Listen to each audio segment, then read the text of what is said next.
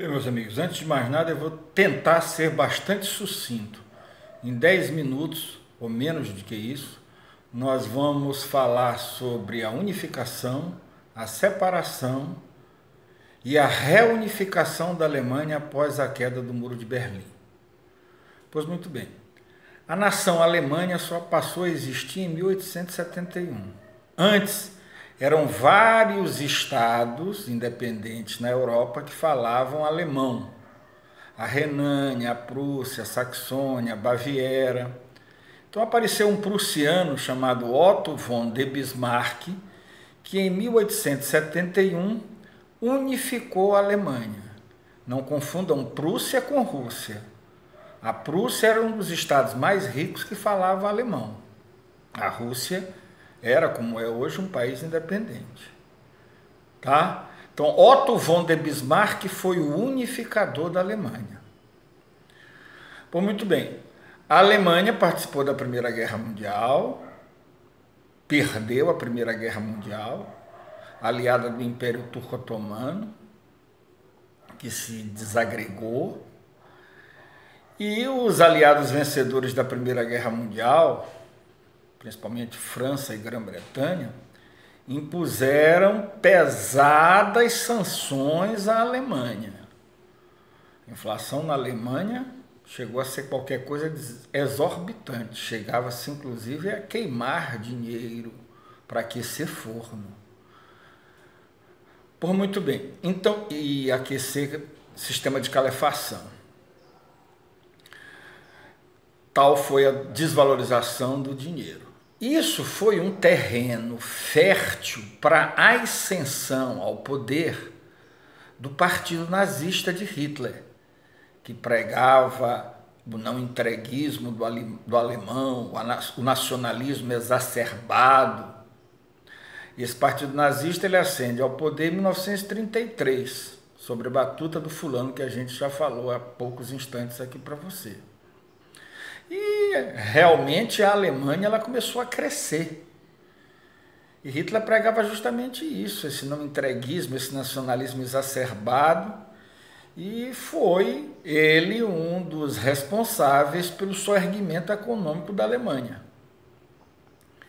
E quando ele começou a soerguer a Alemanha economicamente, ele começou a investir na indústria pesada. Houve uma melhoria das suas condições de vida da população alemã, isso é indiscutível.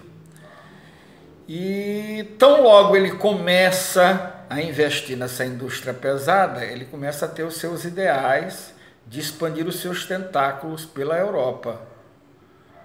O que começou a acontecer em 1938, com a anexação da Áustria.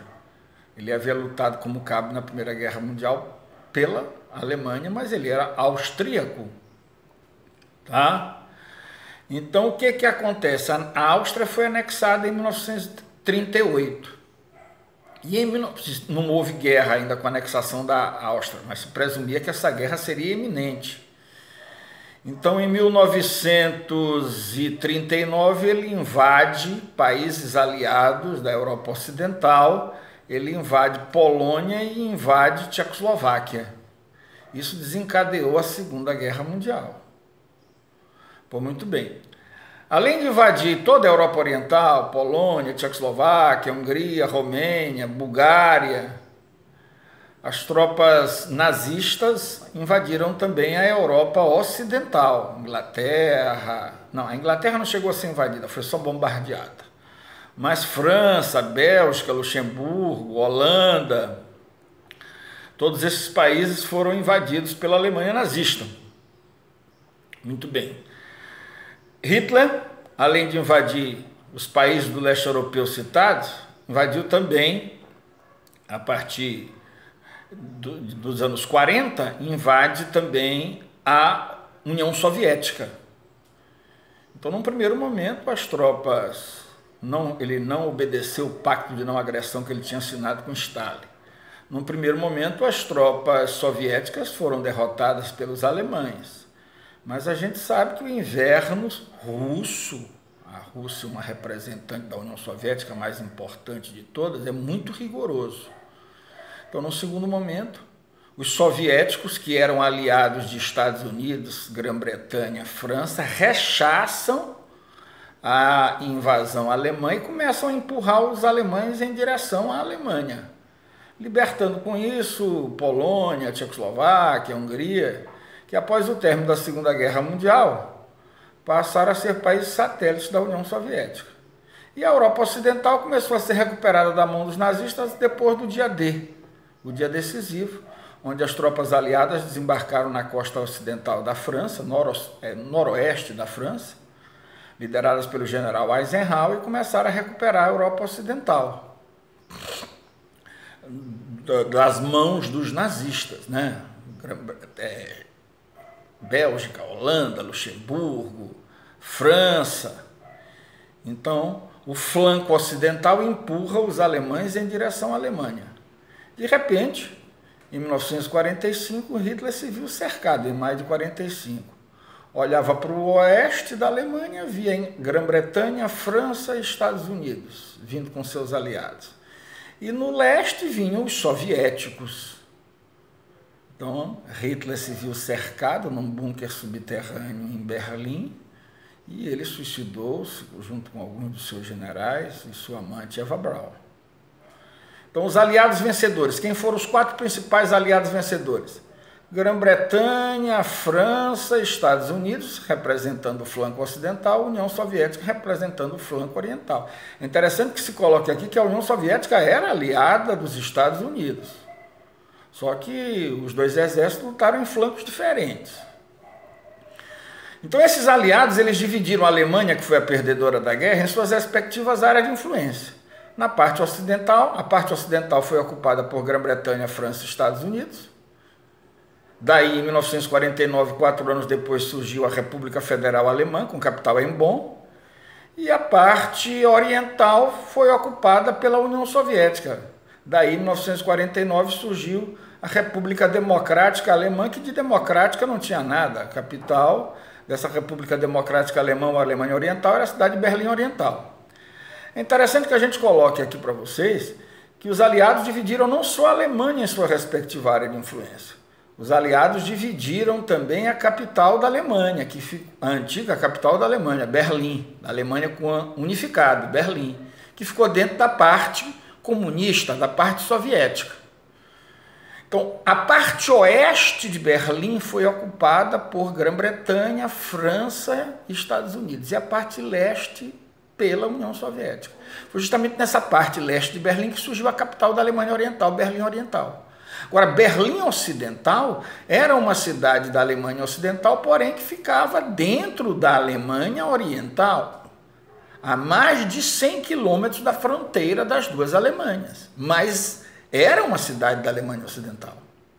As duas Alemanhas cresceram economicamente, obedeceram a maior parte dos acordos do pós-guerra, mas entre você viver bem sem liberdade e você viver bem com liberdade, a não ser que você seja idiota, você prefere viver bem com liberdade.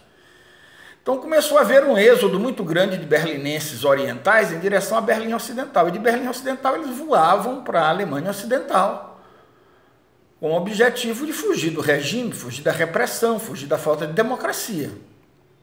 Com isso, o governo da Alemanha Oriental, em 1961, com a ajuda soviética, ergueu o Muro de Berlim para evitar esse êxodo.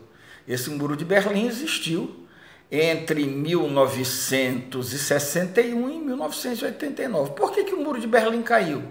Com a abertura que foi dada pela União Soviética no leste europeu, todos os países satélites da União Soviética passaram a adotar aberturas políticas e econômicas, a maior parte deles também. Com isso, os berlinenses orientais combinaram numa noite de outubro de 1989, eles combinaram em derrubar o muro. O muro foi derrubado, as tropas da Alemanha Oriental, elas ficaram fiscalizando essa derrubada, mas Erich Honecker, que era o ditador da Alemanha Oriental, não permitiu que os berlinenses orientais fossem metralhados, fuzilados. Nessas alturas do campeonato, o regime comunista na Europa estava aos frangalhos, e houve uma confraternização nessa noite fria, e o muro caiu em 89. E em 1990 aconteceu a reunificação. Vejam que a primeira unificação foi com Otto von der Bismarck. E a segunda unificação, que é a reunificação, ela aconteceu com Helmut Kohl, que passou a ser, então, Helmut Kohl era o primeiro-ministro da Alemanha Ocidental. E ele vai assumir o cargo de primeiro-ministro da Alemanha reunificada. Tá? Depois que a Alemanha se reunificou, a Alemanha teve 3 primeiros ministros. O Helmut Kohl, que foi substituído pelo Gerhard Schröder, e agora nós temos a mulher mais poderosa do mundo, que é a Angela Merkel. Esses foram os 3 primeiros ministros que a Alemanha teve depois da reunificação. Bom dia.